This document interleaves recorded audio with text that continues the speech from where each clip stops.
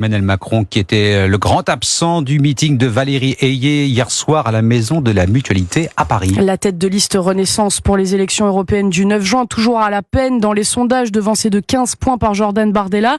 Chaque meeting devient donc l'occasion de remobiliser les troupes et hier soir devant 2500 militants, les poids lourds de la majorité sont une nouvelle fois venus en renfort, Jacques Serret.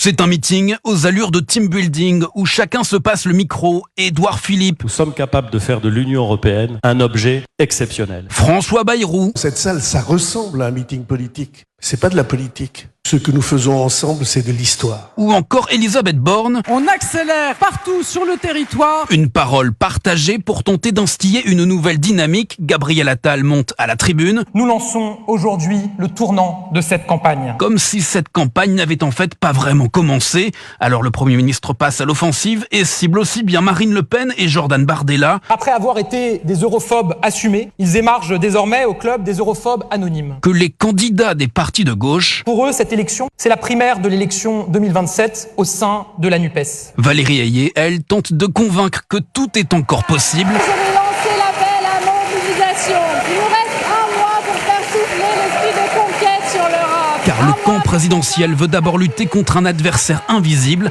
l'esprit de défaite. Jacques Serret.